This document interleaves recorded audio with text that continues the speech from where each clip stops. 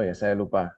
Sesi-sesi perkuliahan sesi-sesi perkuliahan sinkronus seperti ini, tatap muka seperti ini, saya rekam, kemudian rekamannya akan saya unggah ke Classroom agar teman-teman dapat mengakses rekaman perkuliahannya di hari lain, gitu. Beberapa peraturan untuk sesi tatap muka seperti ini. Yang pertama, pastikan ketika Anda bergabung, mikrofon dalam keadaan diam atau mute. Kemudian selama bandwidth memungkinkan, nyalakan kamera kalian. Tapi jangan lupa untuk berpakaian yang rapi dan sopan, karena walaupun kita tidak bertemu secara langsung di kampus, tapi bukan berarti nilai-nilai kesopanan kita terus dilonggarkan, gitu ya. Bila ada pertanyaan atau ingin berinteraksi dengan kelas, silakan gunakan fitur raise hand, unless otherwise instructed, kecuali saya mengizinkan kalian untuk langsung unmute. Beberapa media interaktif lain akan saya gunakan sepanjang sesi perkuliahan. Mungkin saya akan sesekali mengadakan polling atau survei secara langsung begitu. Atau mungkin slide-slide saya akan berisi konten-konten yang interaktif. Untuk sesi asinkronus yang pada jadwal yang memang jatuh pada jadwal perkuliahan, mungkin saya akan menyampaikan latihan soal atau topik untuk diskusi online yang dilakukan bisa melalui Padlet atau melalui rekaman video yang diunggah ke Flipgrid. Di Classroom saya sediakan link Q&A, question and answer, untuk menyampaikan pertanyaan seputar materi perkuliahan, atau seputar pengelolaan kelas, begitu. Respons atau tanggapan terhadap Q&A tersebut akan saya posting di announcements atau pengumuman di Classroom. Karena volume Q&A itu biasanya cukup banyak, maka saya upayakan untuk merespon dalam kurun waktu 24 jam lah, gitu. Kemudian masih seputar Q&A, apabila kalian memiliki pertanyaan yang sama atau yang ada mirip, sebentar.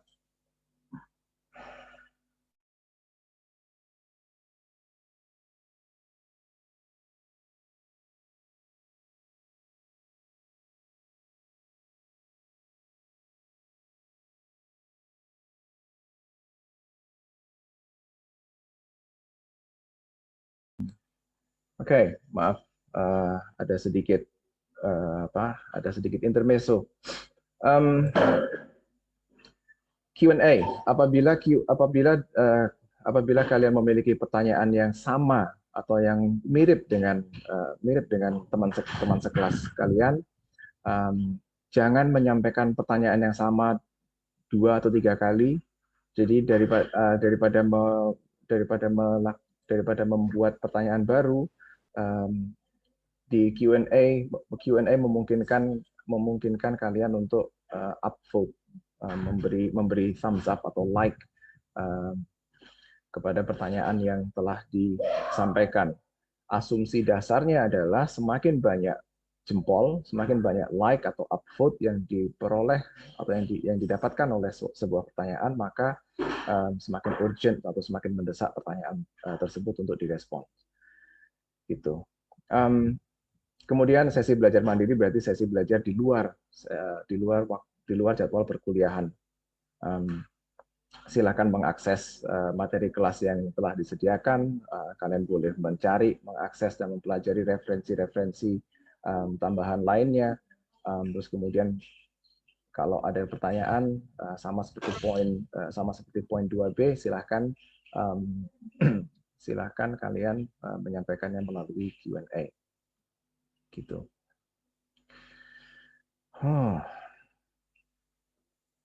Jumlah pesertanya banyak juga ya ternyata.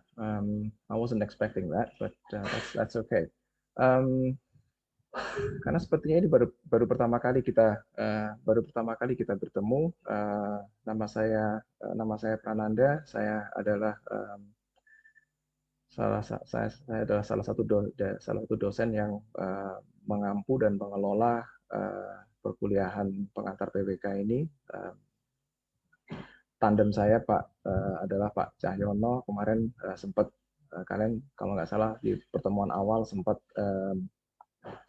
bertemu dengan Pak Eko, namun Pak Eko harus digantikan oleh Pak Cahyono karena alasan beban pendistribusian beban pengajaran dan lain sebagainya. So yeah, that's a little bit about me. Mari kita melangkah lebih lanjut. So dalam merangkum itu, mic dalam keadaan mute, nyalakan kamera selama bandwidth mengizinkan. Again, decency dan kesopanan tetap kita upayakan. Dan other than that, get comfortable and let's have fun. Oke, satu hal lagi sebelum kita masuk ke materi sesi ini, saya dan rekan saya dari Universitas Diponegoro melakukan sebuah survei kecil-kecilan tentang perilaku informasi mahasiswa, khususnya mahasiswa teknik, gitu. Mungkin kalian sudah menyadari bahwa kualitas informasi yang kalian peroleh, kualitas informasi yang kalian cari, yang kalian peroleh dan kalian gunakan itu untuk menyelesaikan tugas-tugas perkuliahan, tugas-tugas sekolah dan sebagainya, itu menentukan kualitas dari tugas itu sendiri. Sampai saat ini masih sedikit sekali penelitian yang menyelidiki perilaku informasi di kalangan mahasiswa teknik. Perilaku informasi mahasiswa ini biasanya dilakukan di dalam bidang ilmu natural sciences, MIPA, ilmu sosial, dan tentunya ilmu kepustakaan dan sebagainya. Tapi yang teknik masih belum banyak. Oleh sebab itu, ketika saya di approach oleh teman saya ini, beliau dari program studi ilmu perpustakaan, ketika beliau approach saya untuk melakukan kajian ini, saya bilang ya sure, okay, why not, gitu. Tujuannya adalah mengungkap perilaku informasi mahasiswa teknik, dan harapannya hasil akhir dari survei atau dari kajian yang kita lakukan ini dapat membantu kami dalam memperbaiki penyampaian materi perkuliahan mungkin, dan tentunya memberikan masukan bagi layanan-layanan kepustakaan di kampus masing-masing, gitu. Saya mengundang teman-teman sekalian untuk berpartisipasi dengan scanning QR code. Bagi yang barusan bergabung, QR code ini bukan QR code presensi, tapi QR code untuk berpartisipasi dalam survei kecil saya. QR code untuk presensi akan muncul lagi muncul beberapa kali bahkan sepanjang perkuliahan berlangsung. Okay, now that that's out of the way, kita masuk ke pokok bahasan minggu ini. Akhirnya. So, saya diberikan mandat oleh Pak Eko waktu itu untuk menyampaikan beberapa dimensi atau beberapa aspek dalam perencanaan tata ruang, perencanaan kota, perencanaan wilayah gitu. Ada dimensi fisiografis dan penggunaan lahan yang akan kita bahas minggu ini. Ada dimensi sosial, ekonomi dan budaya. Ada dimensi legal dan regulatori dan lain sebagainya. Kali ini saya akan menyampaikan tentang dimensi fisiografis dan dimensi penggunaan lahan. Dimensi fisiografis itu sendiri adalah meliputi ciri-ciri fisik yang ciri-ciri fisik di sebuah lokasi gitu, seperti karakteristik atau ciri-ciri geologis, kemudian topografinya, bagaimana hidrologinya atau pengairannya, bagaimana iklimnya, vegetasi dan lain sebagainya. Kemudian untuk dimensi penggunaan lahan, pada dasarnya lahan untuk pengembangan atau lahan untuk perencanaan itu dibagi menjadi dua, kawasan lindung dan kawasan budidaya. Dan saya akan memberikan sedikit pengenalan tentang prinsip atau asas di dalam perencanaan tata guna lahan gitu. Saya tahu kalau saya melihat catatan perkuliahan sebelumnya, teman-teman sudah berkenalan dengan proses dan apalagi ya, proses dan konsep dalam perencanaan wilayah dan kota. So tujuan saya dan Pak Eko, tujuan kami menyampaikan aspek-aspek atau dimensi-dimensi dalam perencanaan ini adalah untuk memberikan pengenalan dan orientasi terhadap jenis-jenis data yang biasa digunakan dalam proses perencanaan.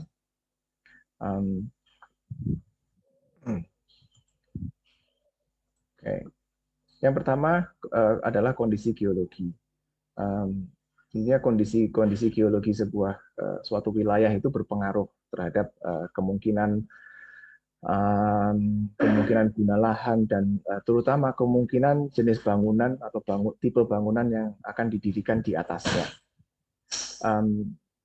Aspek atau komponen geologi ini meliputi jenis-jenis batuan yang terdapat di suatu wilayah. Gitu. Dan of course jenis-jenis batuan ini akan menentukan kemampuan atau daya dukung atau kemampuan tanah dalam mendukung beban di atasnya. Oleh sebab itu kondisi ini berpengaruh terhadap jenis bangunan yang akan didirikan di atasnya. Dan kemampuan tanah dalam mendukung beban dan kegiatan di atasnya itu dikenal sebagai daya dukung tanah. Dan besarnya daya dukung tanah ini berbeda-beda tergantung lokasinya. Daya dukung dengan kedalaman rendah atau tanah jadi tanah yang daya dukungnya tinggi itu ketika dalam kedalaman yang sangat-sangat rendah itu pada umumnya terdapat pada dataran tinggi seperti pegunungan atau perbukitan. Daya dukung dengan kedalaman tinggi sehingga dia sangat dalam pada umumnya terdapat pada dataran rendah termasuk kawasan pantai. Itu. Dan kemampuan tanah untuk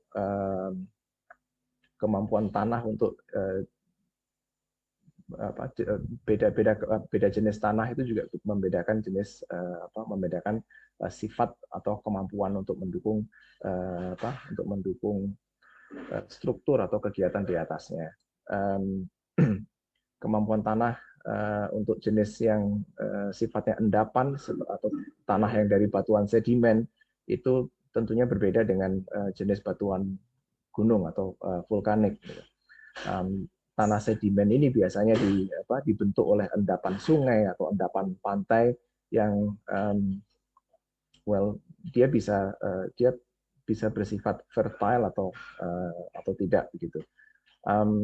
Sedangkan kalau jenis batuan atau tanah vulkanik, dia tentunya as its name describes, adalah batuan-batuan atau tanah yang di sekitar kawasan pegunungan yang dibentuk melalui proses pendinginan lava yang yang berlangsung dalam waktu yang cukup lama gitu. Untuk kasus Surabaya sendiri, ini maaf kalau petanya resolusinya kurang tajam, tapi ini sekedar memberikan ilustrasi tentang kondisi geologis atau karakter pertanahan di kota Surabaya. Sebagian besar tanah di Surabaya itu adalah tanah aluvial yang terbentuk atau terjadi oleh endapan sungai atau endapan pantai. Dan tanah aluvial ini biasanya cukup subur, cukup sesuai untuk digunakan untuk kegiatan bercocok tanam dan sebagainya. Di bagian barat kota Surabaya,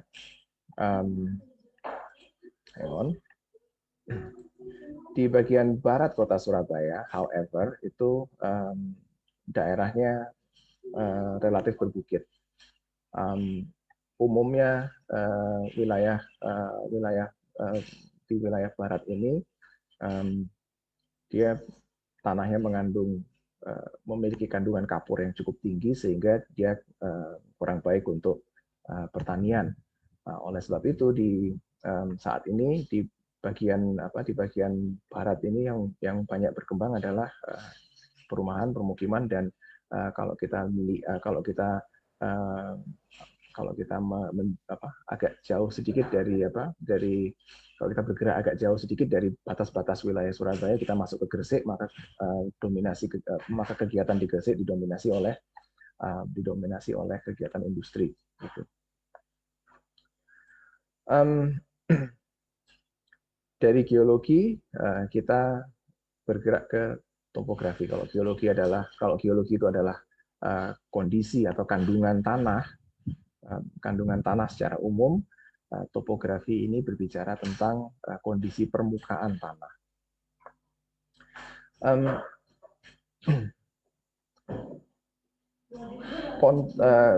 Topografi ini diwakili oleh garis-garis atau garis-garis kontur. Garis-garis kontur ini menghubungkan titik-titik yang memiliki ketinggian yang sama di atas satu bidang ukur atau satu bidang referensi. Bidang ukur atau bidang referensi ini adalah bidang yang digunakan untuk pedoman pengukuran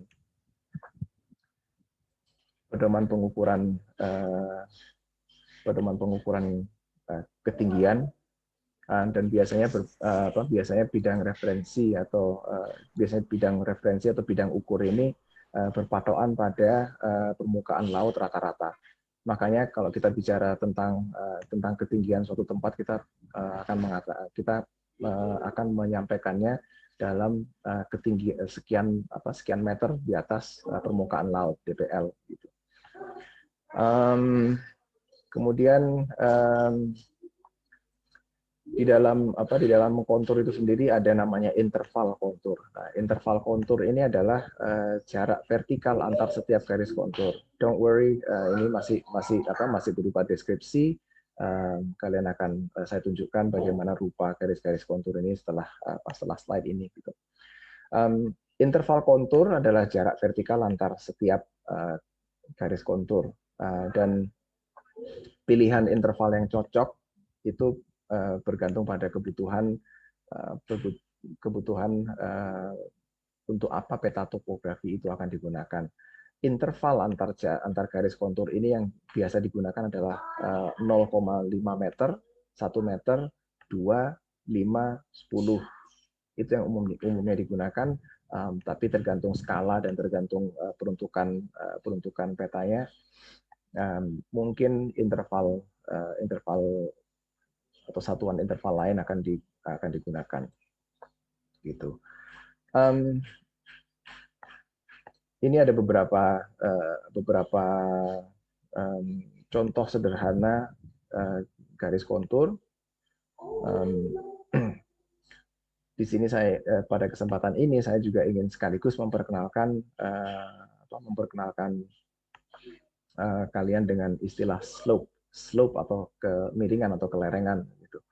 Karena garis-garis kontur ini mereka mewakili ketinggian di atas permukaan laut 100, 101, 102, ini interval 1 berarti 103 dan seterusnya, itu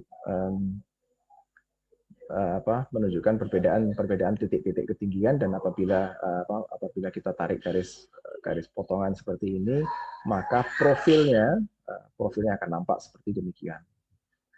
Gitu. Begitu pula untuk untuk yang ini, dia juga memiliki profil yang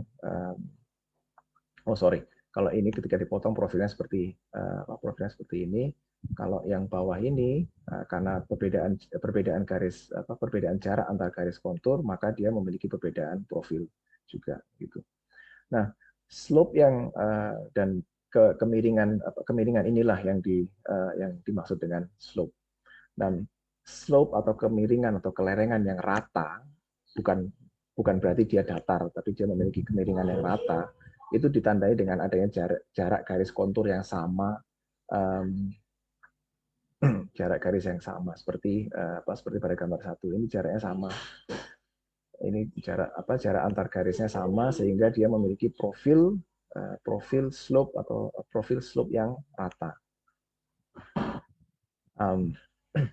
Slope yang semakin curam itu ditandai dengan semakin dekatnya jarak antar garis kontur. Semakin lebar dia semakin datar, gitu. Kalau garis-garis di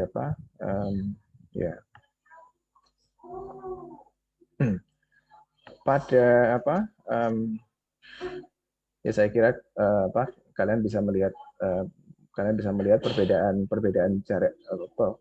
jarak garis kontur, bagaimana perbedaan jarak garis kontur tersebut berpengaruh terhadap profil kelandaian atau profil slope itu tadi.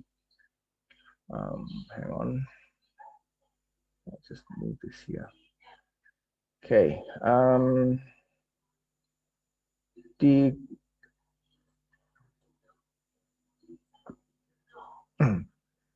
di gambar 3 ini menunjukkan profil punggung bukit atau cekungan atau sebuah lembah, begitu. Di sini lekuan garis-garis konturnya mengarah ke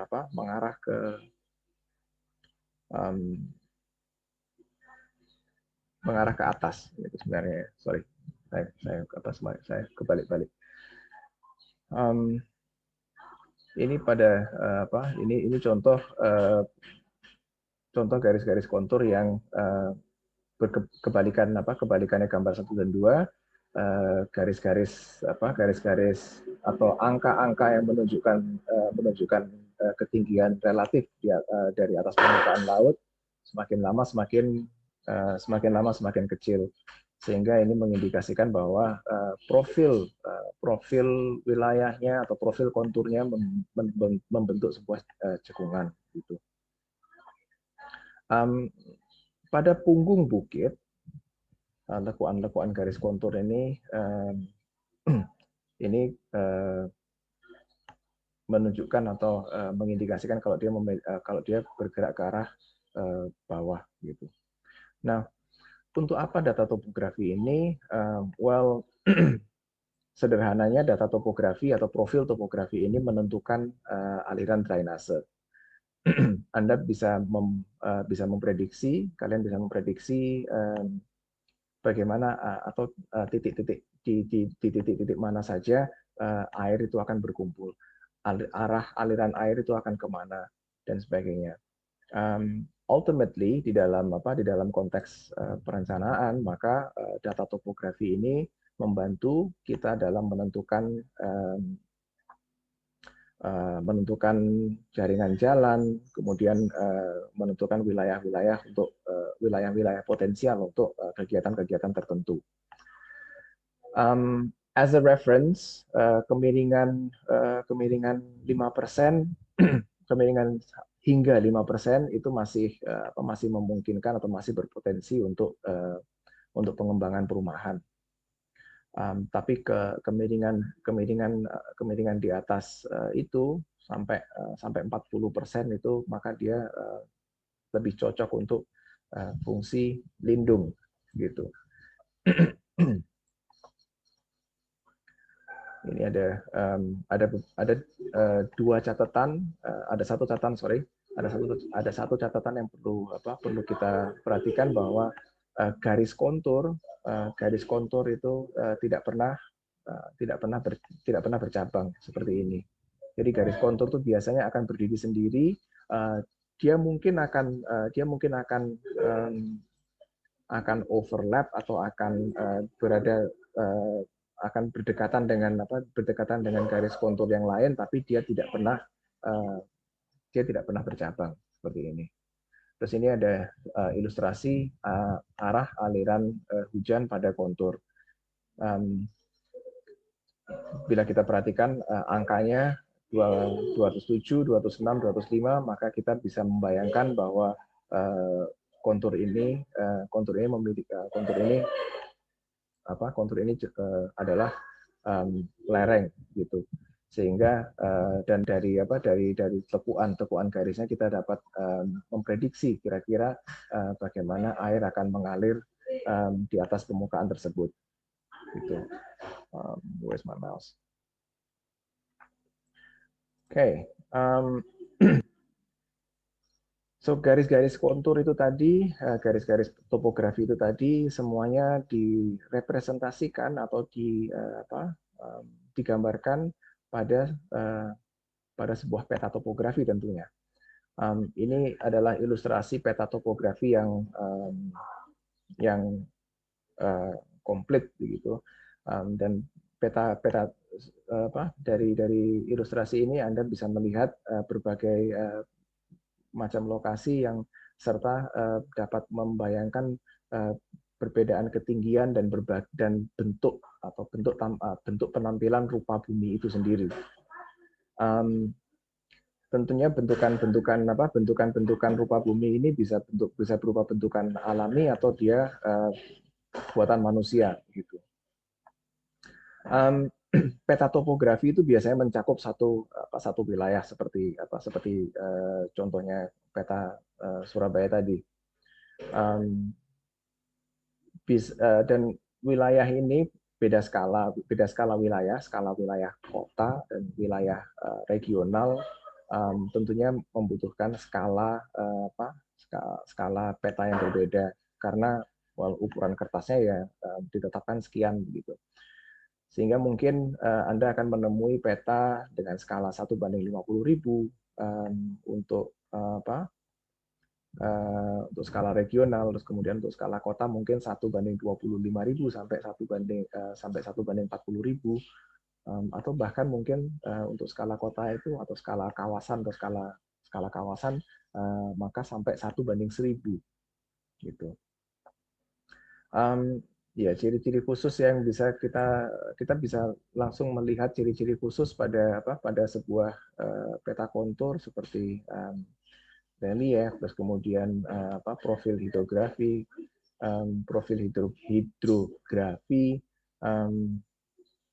terus kemudian jalan juga bisa direpresentasikan atau digambarkan pada sebuah peta topografi. Dan jika kalian membutuhkan peta yang lebih detail untuk suatu daerah yang belum disurvei, maka biasanya kalian harus meminta bantuan harus meminta bantuan seorang surveyor untuk untuk memperoleh data seperti ini. Metode survei untuk memperoleh profil atau kontur bentukan tanah itu beda-beda, tapi seringkali survei yang dilakukan adalah survei udara begitu untuk supaya dapat mencakup wilayah yang cukup luas gitu.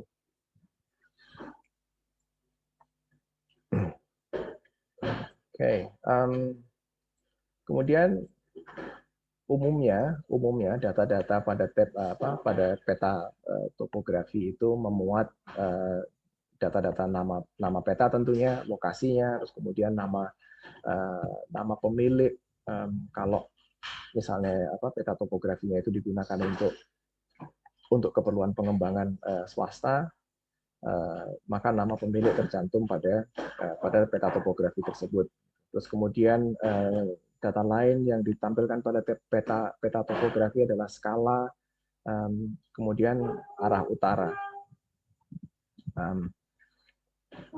Dan data-data lainnya, batas kepemilikan tanah, mungkin garis GSP atau garis sempadan jalan, fasilitas-fasilitas yang ada, daerah jalan atau right of way, lokasi berbagai struktur seperti basement, letak dan ukuran saluran pembuangan, dan sebagainya dan sebagainya dan sebagainya.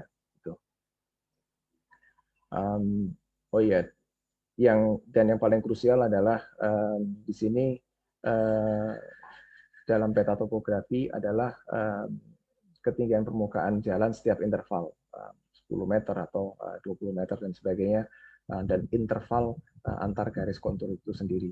Intervalnya interval 25 cm, 50 cm atau 1 meter. Dan itu kemudian akan dikonversi ke dalam meter atau kilometer sesuai dengan skala peta yang digunakan.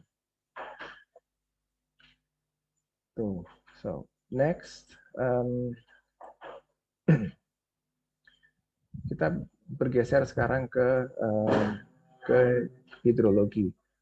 Tentunya ilustrasi tentang siklus air ini sudah sering kalian lihat, bahkan mungkin sejak SD begitu ya.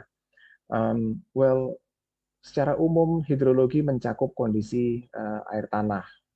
Dia juga meliputi resapan air asin, kemudian badan-badan air seperti sungai, telaga, waduk, danau, drainase bahkan, dan wilayah-wilayah yang berpotensi untuk terjadinya genangan.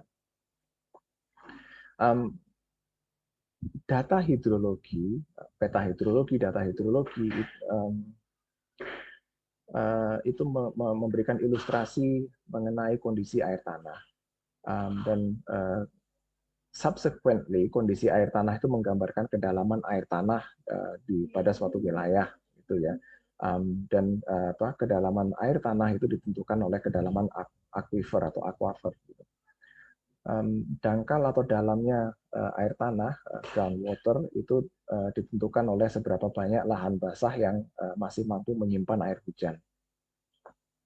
Kalau lahan basahnya rusak karena terus-terusan dieksplorasi dan dieksploitasi untuk atau diuruk bahkan untuk bangunan, maka lama-lama groundwater ini sendiri akan semakin berkurang. Itu terus kemudian kita walau demikian kita mungkin masih bisa menghadirkan telaga, waduk atau danau untuk menjaga keseimbangan tata air dan keseimbangan tata air suatu wilayah gitu. Keseimbangan ekosistem ini akan terganggu jika daerah tangkapannya mengalami kerusakan akibat overlogging gitu ya, atau penebangan yang berlebihan, atau mungkin eksplorasi yang tak terkendali terhadap air danau, telaga atau badan-badan air lainnya gitu.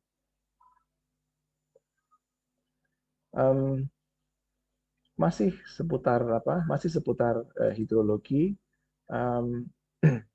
saya ingin berbicara sedikit tentang intrusi air asin. resapan air atau intrusi air asin atau resapan air asin ke darat. Umumnya intrusi air asin ini dialami oleh wilayah-wilayah yang berada di dekat pantai dan dataran rendah gitu. Intrusi air asin ini disebabkan oleh banyaknya overexploitation lagi ya, banyaknya pengambilan air dalam pengambilan air atau groundwater dengan menggunakan pompa, atau mungkin semakin habisnya hutan bakau yang berfungsi sebagai penyangga masuknya air laut ke daratan. Semakin banyak air yang ini harusnya ada. Oh, here we go. Oke, sampai mana tadi? Anyways, ini ada video singkat tentang ilustrasi bagaimana intrusi air asin itu terjadi.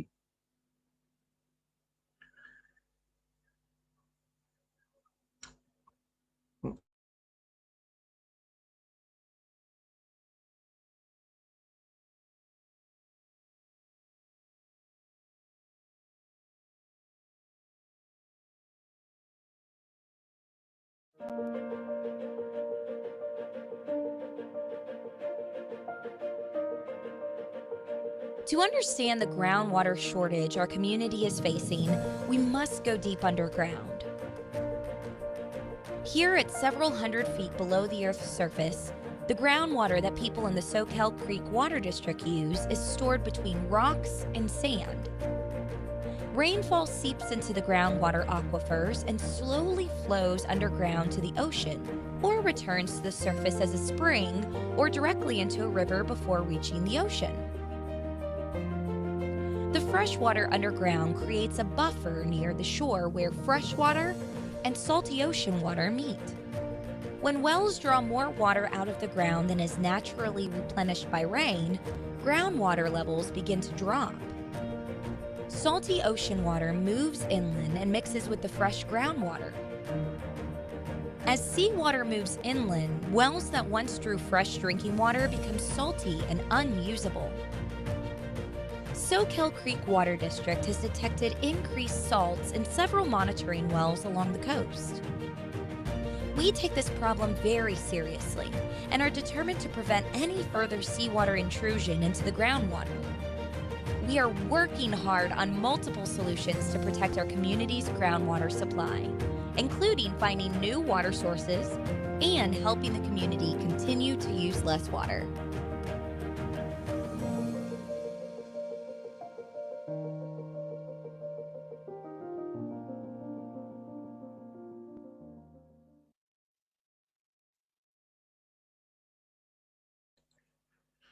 Itu tadi ilustrasi singkat mengenai mekanisme intrusi air asin. Eksploitasi yang berlebihan terhadap air tanah adalah salah satu faktor yang berkontribusi terhadap laju atau terjadinya intrusi air asin tersebut. Gitu. Okay, moving on.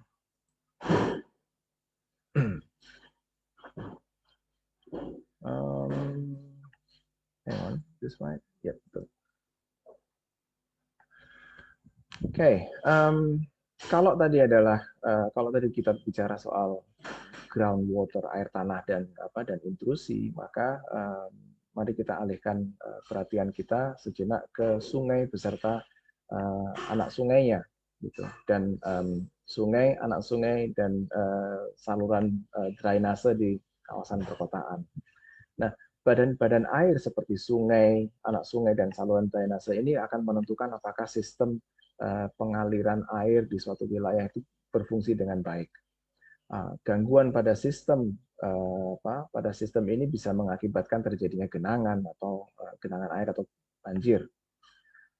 Pada wilayah yang berkontur dan memiliki kecuraman yang cukup tinggi, aliran air lebih lancar tentunya dibandingkan wilayah yang berelevasi lebih rendah.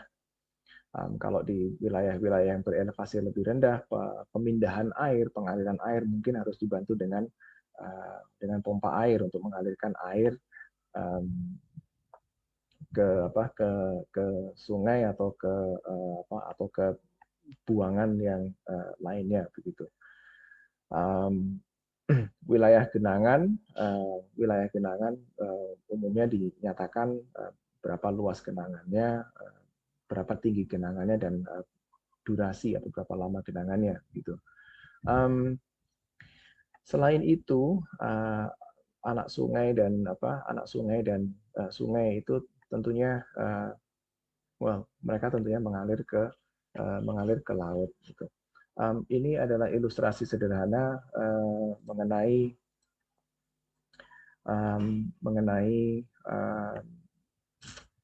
pola penggunaan air dan bagaimana umumnya wilayah perkotaan itu mengelola air bersih dan air bersih dan air kotor. So mungkin sebuah kota memiliki sebuah waduk untuk memastikan suplai air bersih bagi penduduk atau penghuni kotanya. Dan waduk ini kemudian mengalir ke sungai yang mana kemudian dimanfaatkan oleh berbagai macam fungsi atau berbagai macam kegiatan gitu ya, entah itu pertanian dan peternakan atau perumahan permukiman dan kegiatan lainnya gitu. Nah, otomatis kegiatan ini akan menghasilkan output antara lain berupa air kotor. Gitu. Nah, air kotor ini biasanya kita alirkan ke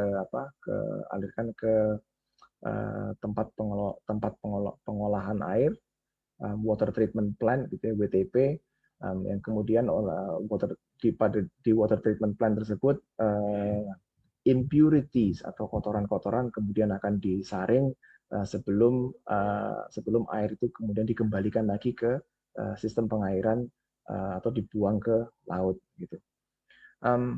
All in all, di atas kertas prinsip ini cukup masuk akal gitu ya. Air yang dibuang ke laut, toh kontaminannya sudah dihilangkan. Tapi secanggih-canggihnya sistem filtrasi, kontaminan itu masih dan apalagi patogen tertentu itu masih ada di dalam treated wastewater. Jadi sekaligus sudah difiltrasi, air tersebut masih memiliki kemungkinan untuk mengandung beberapa kontaminan gitu. So that's in a nutshell gitu. Makanya di dalam makanya kemudian dikenal dengan ada istilah gray water dan black water. Mungkin kalau sudah keluar dari WTP itu kategori airnya menjadi gray water gitu. Kemudian unsur atau komponen berikutnya adalah iklim atau klimatologi. Dan yang pertama akan saya bahas adalah curah hujan. Curah hujan juga adalah data yang cukup penting, khususnya apabila data klimatologi dan curah hujan itu cukup penting, khususnya apabila kalian merencanakan sebuah wilayah pertanian atau peternakan gitu. Indonesia adalah no surprise, adalah daerah yang tropis, dan kita memiliki dua musim yang berbeda gitu ya. Secara umum kita punya musim penghujan dan musim kemarau. Musim hujan, kita harusnya sekarang sudah memasuki musim hujan.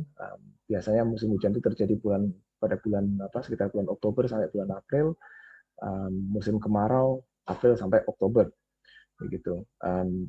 Tapi sekarang masih paling enggak setidaknya di Surabaya masih relatif kering-kering saja gitu. Dan di antara musim musim penghujan dan musim kemarau itu ada namanya musim peralihan gitu. So curah hujan itu dapat kita curah hujan itu dapat kita gunakan untuk menentukan klasifikasi wilayah, klasifikasi suatu wilayah. Dan klasifikasi wilayah ini kita dalam menentukan klasifikasi ini kita menggunakan rumus yang dicetuskan atau digagas oleh Schmidt dan Ferguson. Rumusnya sederhana, Q atau klasifikasi adalah jumlah periode bulan kering dibagi jumlah periode bulan basah dikalikan 100%.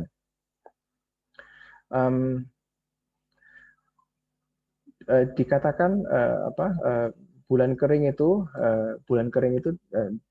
dapat dikatakan sebagai bulan kering bila jumlah curah hujan rata-rata pada bulan yang bersangkutan itu lebih kecil dari 60 mm.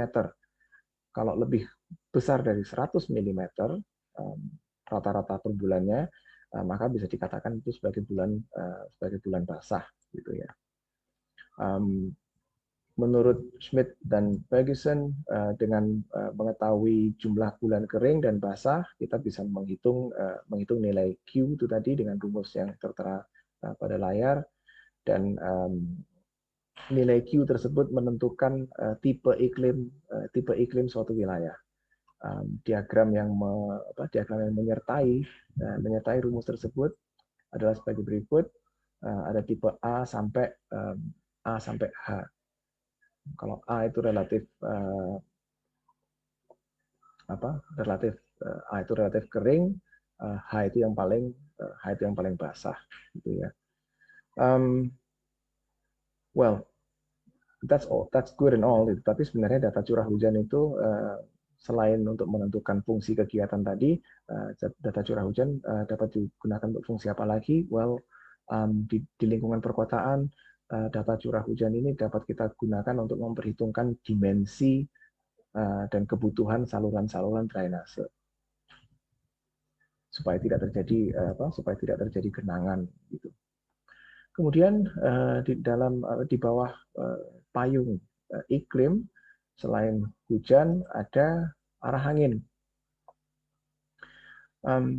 Arah angin musim kemarau dan musim hujan beda tentunya. Siang hari dan siang malam juga beda. Kecepatan tertinggi pada bulan-bulan tertentu juga berbeda, gitu. Mungkin kelihatannya tidak terlalu signifikan begitu ya, tapi aliran angin itu turut menentukan turut menentukan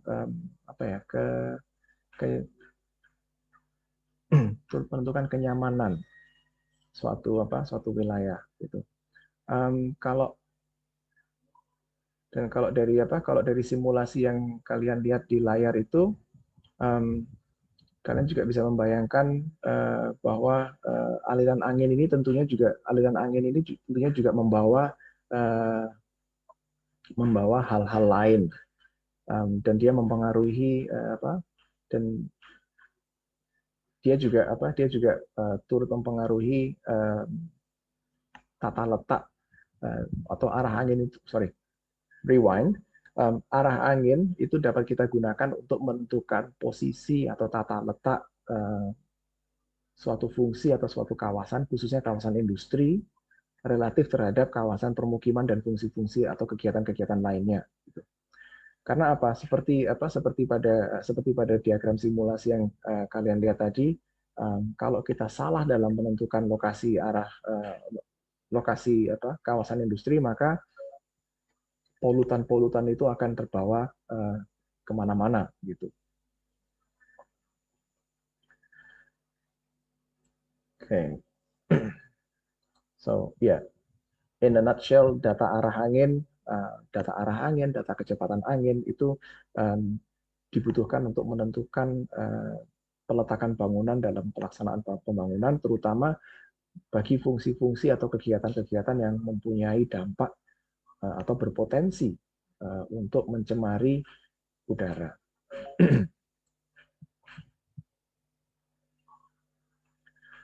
Tuh.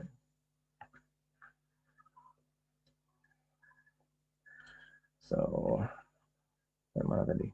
Oke, great. Terus, ini kali ini ini adalah QR code untuk presensi. Bagi yang belum mengisi daftar presensinya, silakan scan QR code yang ada di layar. Unsur klimatologi atau iklim berikutnya adalah temperatur. Nah, temperatur di suatu tempat dibedakan antara temperatur pada siang hari dan malam hari. Temperatur tertinggi, temperatur terendah pada periode waktu tertentu. Gitu. Data temperatur dibutuhkan untuk menentukan kesesuaian jenis tanaman tertentu dan kegiatan-kegiatan tertentu, begitu ya. Ada sebuah fenomena yang ingin saya perkenalkan kepada kalian. Mungkin kalian sudah pernah mendengar atau mengenal fenomena ini yang ada hubungannya dengan temperatur. Fenomena ini namanya urban heat island, gitu.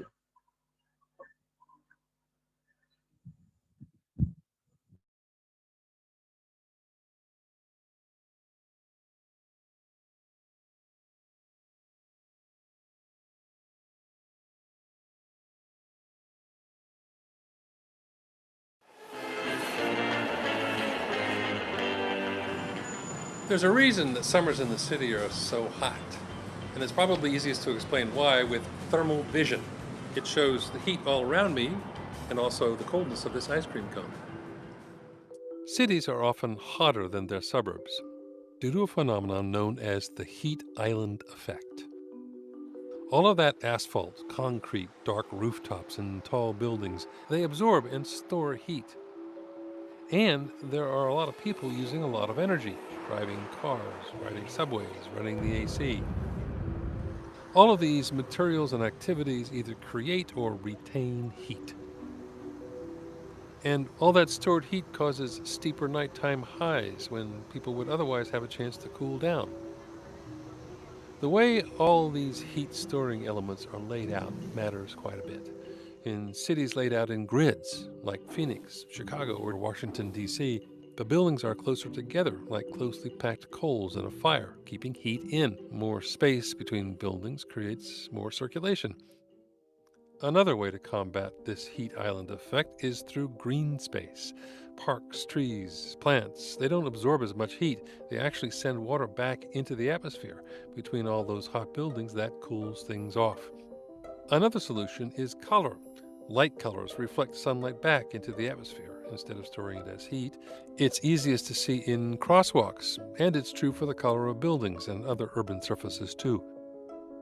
And one long game way to combat the heat island effect is to avoid using air conditioning when you don't need it. AC uses a ton of electricity and creates a feedback loop. When we get that electricity from coal or natural gas, that puts more carbon dioxide into the atmosphere, which warms the planet, making cities even hotter. But this isn't just about comfort. Today, heat waves kill more people than any other extreme weather event, more than tornadoes, hurricanes, and even floods. City populations keep growing, and those cities are only getting hotter. This is Let's Talk, NPR's News Explainer show. Make sure to subscribe to our YouTube channel and check out other shows. I'm Christopher Joyce, and this is NPR.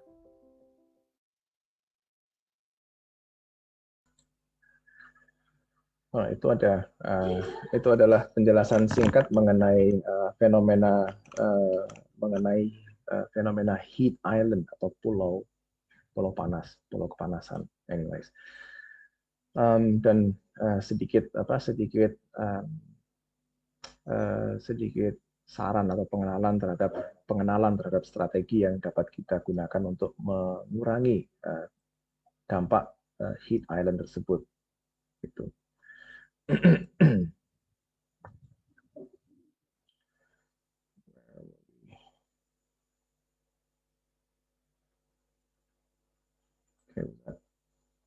Yep.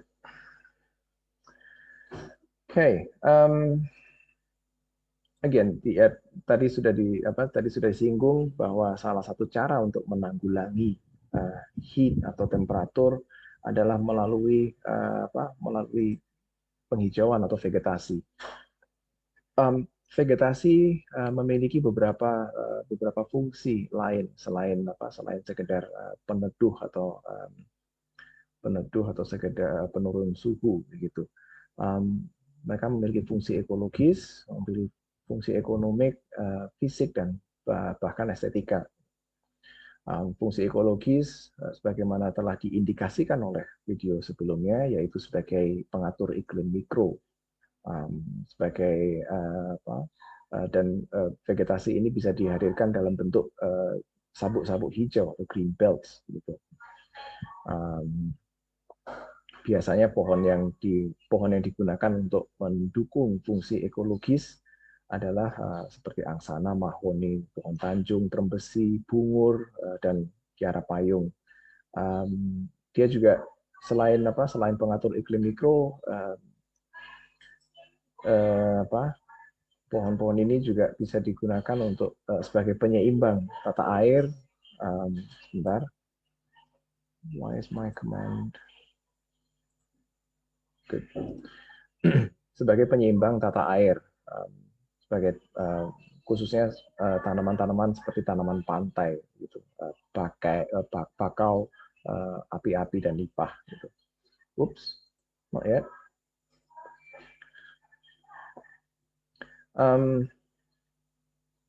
Mana tadi? Oke, masih di fungsi ekologis. Vegetasi juga bisa digunakan sebagai masih di fungsi ekologis. Vegetasi adalah salah satu cara kita mencegah longsor. Gitu. Jadi pohon-pohon ini bisa berfungsi sebagai pencegah longsor, penahan air, atau khususnya tanaman-tanaman yang perakarannya, sistem perakarannya mampu menyerap air, seperti pohon akasia, pinus, cemara, dan sebagainya. Tentunya pohon juga sebagai penahan polusi udara, khususnya tanaman-tanaman yang memiliki daun yang lebar, permukaan daun yang cukup lebar begitu, dan juga bahkan pohon-pohon atau pepohonan yang memiliki daun berbentuk jarum gitu. Fungsi ekonomi, tanaman menghasilkan selain menghasilkan oksigen dan menyeimbangkan air, membantu menahan terjadinya erosi dan longsor dan sebagainya, dia juga bisa menghasilkan manfaat ekonomi bagi masyarakat, khususnya pohon-pohon yang memiliki potensi komersil seperti mangga, mangga, jambu, jeruk, serikaya, dan tentunya tanaman-tanaman toga atau tanaman obat keluarga begitu. Fungsi fisik sebagai peneduh, penahan kesilauan, dan untuk fungsi fisik ini kita gunakan jenis-jenis tanaman yang memiliki bentuk mahkota yang lebar. Sorry. Seperti angsana, trembesi, bungur, pohon tanjung, sawo kecil, dan sebagainya. Fungsi fisik lainnya adalah sebagai pembatas. Kita bisa meletakkan pohon-pohon dalam konfigurasi linier untuk membentuk sebuah pembatas, sebagai pengarah mungkin, tapi itu pun juga nggak sekedar pokoknya kita kasih tanaman kayak gitu, enggak, tapi biasanya pohon-pohon yang berfungsi sebagai pembatas wilayah atau sebagai pengarah gitu, jenis pohonnya adalah pohon-pohon yang memiliki batang yang lurus gitu, palem raja, pohon pinang, dan lain sebagainya. Fungsi fisik lainnya masih berhubungan dengan pembatas dan pengarah itu tadi, pohon juga bisa kita gunakan untuk memutus sebuah pandangan atau memblok sebuah pandangan gitu. Khususnya menggunakan pohon-pohon yang memiliki daun atau batang yang relatif padat atau rapat gitu. Kembang sepatu, teh-tehan, dan bambu Cina. Fungsi estetika, estetika keindahan vegetasi dapat kita gunakan untuk membentuk keasrian dan keindahan lingkungan tentunya. Biasanya pada umumnya untuk memenuhi fungsi estetika maka digunakan tanaman-tanaman yang ada memiliki bunga atau daun yang berwarna indah begitu ya, memiliki bentuk mahkota yang unik dan lain sebagainya. Pada slide-slide berikutnya saya akan menampilkan beberapa jenis tanaman pohon bersama ini adalah beberapa tanaman pohon yang mempunyai ketinggian 10 meter atau lebih gitu, antara lain cemara angin, cemara payung, gayan, dan sebagainya. Di sebelah kanan layar ada nama latinnya, tapi kalau mungkin kalian punya tongkat sihir, kalian bisa melafalkan nama Latin itu sambil mengayunkan tongkat sihir. Siapa tahu dapat piring begitu. Again, ini adalah tanaman-tanaman perdu, itu tanaman yang memiliki ketinggian maksimum 3,5 meter, soka, bougainville, dan lain sebagainya. Dan yang terakhir jenis tanaman atau vegetasi penutup tanah atau penutup permukaan, ground cover atau cover crop gitu. Biasanya ini adalah tanaman-tanaman yang tumbuh di sekitar permukaan tanah. Dan selain fungsinya sebagai selain pohon, perdu, dan penutup tanah, vegetasi juga bisa dikelompokkan berdasarkan lokasi penanamannya. Bagian ini juga bergantung pada jenis vegetasi yang digunakan, lokasi vegetasi untuk perumahan, vegetasi untuk industri, dan vegetasi yang cocok untuk diletakkan di tepi jalan, tepi sungai, dan lain sebagainya. Sorry, boys, please. Terus kemudian, pohon juga bisa digunakan sebagai identitas atau ciri khas sebuah wilayah administrasi, dan mungkin pohon-pohon tertentu juga akan memiliki makna-makna simbolis tertentu gitu ya. Pohon beringin misalnya. Oke, itu tadi dimensi-dimensi fisik atau fisiologis. Berikutnya kita bergeser ke dimensi penggunaan lahan. Sebagaimana saya sampaikan di awal perkuliahan bahwa dimensi penggunaan lahan itu pada umumnya dikategorikan menjadi dua, kawasan lindung dan kawasan budidaya. Kita akan singgung sedikit mengenai prinsip-prinsip perencanaan guna lahan di dalam bagian ini. Now, it's a very noisy day today. Mungkin kalian sudah pernah diperkenalkan pada Undang-Undang Nomor 26 tahun 2007 tentang penataan ruang di pertemuan-pertemuan sebelumnya atau bahkan di perkuliahan lain begitu. Namun saya ingin kalau sudah pernah dengar tentang Undang-Undang 26 tahun 2007, that's good. Tapi saya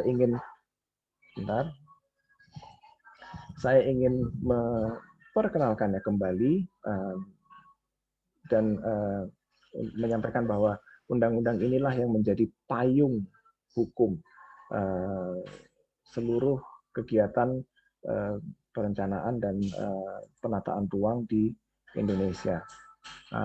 Undang-undang ini menjelaskan asas-asas dan tujuan penataan ruang, kemudian memberikan memberikan pengenalan terhadap klasifikasi penataan ruang, kemudian dia juga menyatakan dan menjelaskan tugas-tugas dan wewenang-wewenang masing-masing pihak yang berkepentingan di dalam tata ruang, bagaimana penataan ruang itu diatur dan dibina, bagaimana pelaksanaannya, bagaimana mekanisme pengawasannya, kemudian hak-hak dan kewajiban serta or I should say, kewajiban-kewajiban dan hak serta peran dari masyarakat di dalam konstelasi penataan ruang itu seperti apa. Dan yang terakhir, undang-undang inilah yang dijadikan rujukan dalam upaya penyelesaian sengketa dan kondisi-kondisi lainnya, gitu. Oke. Kawasan lindung. Yang pertama, kawasan lindung itu adalah wilayah yang ditetapkan dengan fungsi utama untuk melindungi kelestarian lingkungan hidup yang ini mencakup sumber daya alam dan sumber daya buatan. Menurut Undang-Undang 26 tahun 2007 tadi, kawasan lindung ini terbagi menjadi kawasan yang memberikan pelindungan kawasan bawahannya seperti hutan lindung, kawasan bergambut, kawasan resapan air dan sebagainya.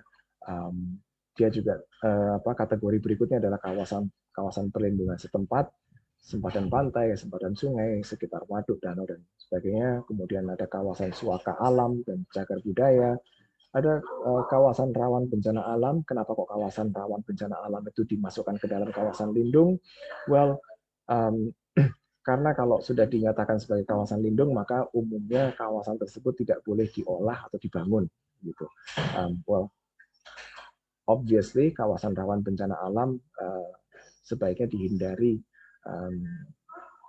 dihindarkan dari pembangunan. Otherwise, kerawanan dan kerentanan itu akan bermanifestasi menjadi sebuah bencana. Gitu.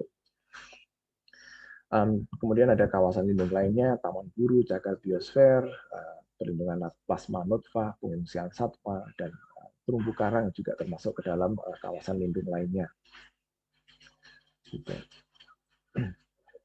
Selain kawasan lindung, ada kawasan budidaya.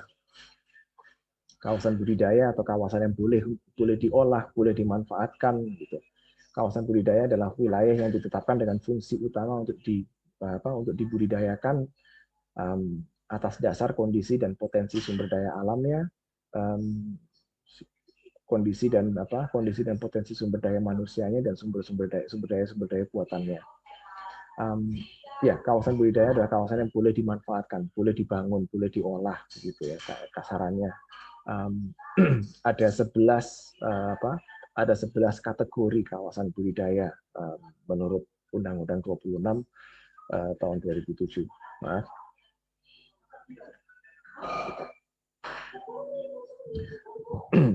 Peruntukan hutan produksi, peruntukan hutan rakyat, pertanian, dan hingga kawasan pertahanan keamanan. Gitu. Saya akan memperkenalkan asas dan kebijaksanaan dalam perencanaan guna lahan. Saya nggak akan masuk terlalu dalam ke dalam upaya perencanaan dan penataan guna lahan pada sesi kali ini karena di semester 3 nanti kalian akan mengambil mata kuliah TGL, tata guna lahan, gitu. So I don't want to spoil the fun yet. Undang-Undang 26 tahun 2007 ini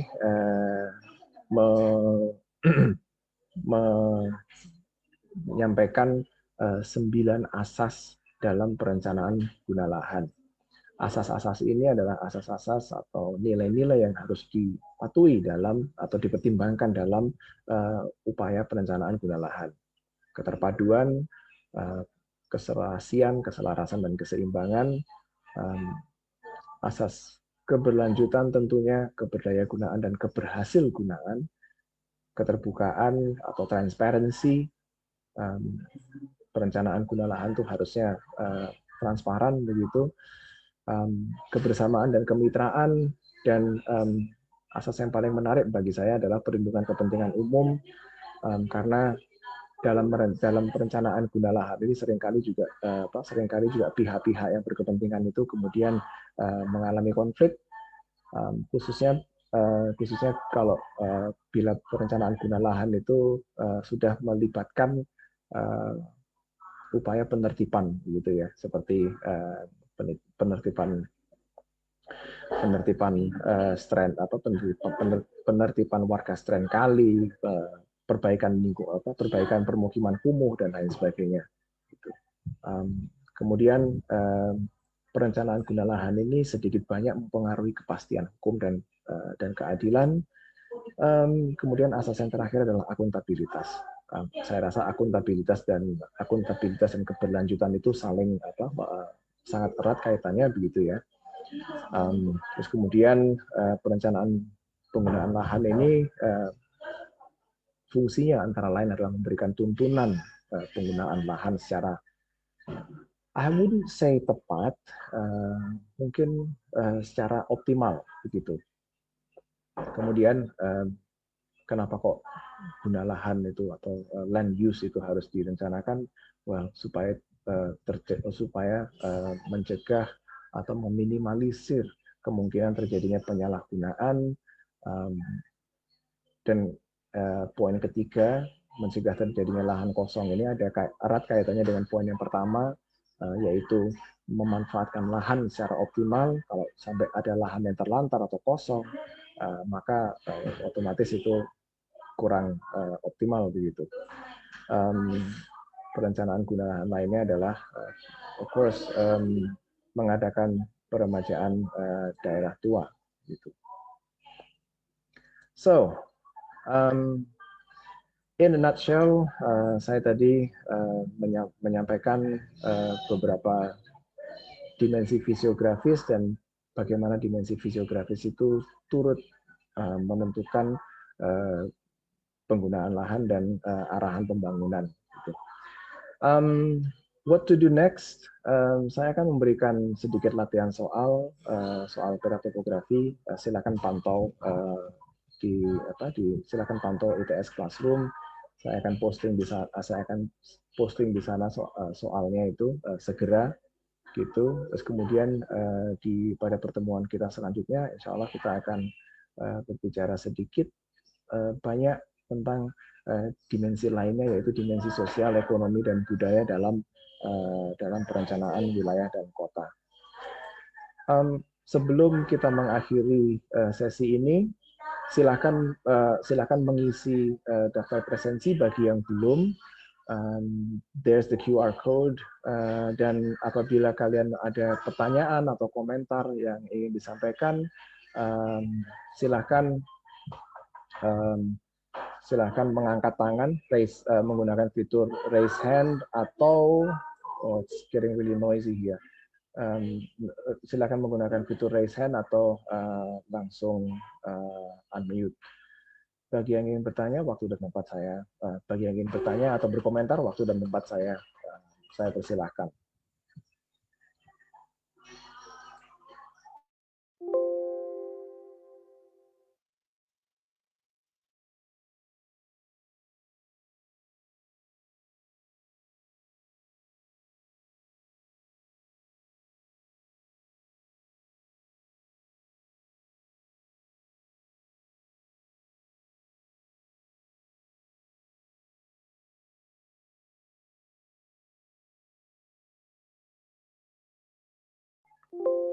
Oke, mungkin masih